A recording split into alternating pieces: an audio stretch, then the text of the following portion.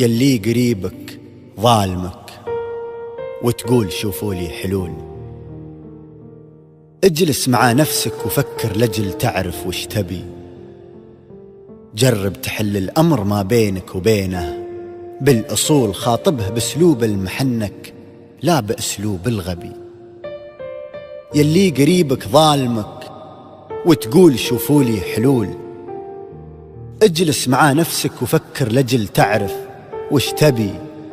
جرب تحل الأمر ما بينك وبينه بالأصول، خاطبه بأسلوب المحنك لا بأسلوب الغبي.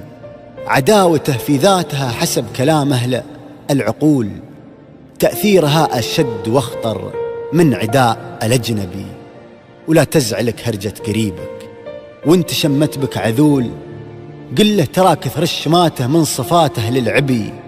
وان كذبوك قرابك اصبر، والصبر مهما يطول لا بد تكسب به فخر وتقول هذا مكسبي.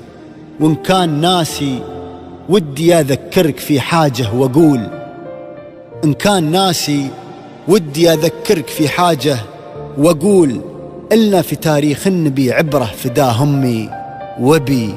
سلمان من فارس وصدق بالذي قال الرسول، وأبو لهب عم النبي كذب بما قال النبي.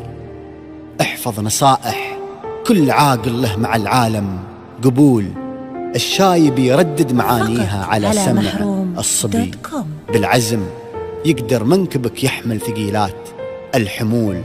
اتعب وقل يا رب يا وهاب بارك فتعبي، لولا قوي العزم والإصرار ما شفت الذهول. يوزعه بين الجهات الأربعة حاكم دبي.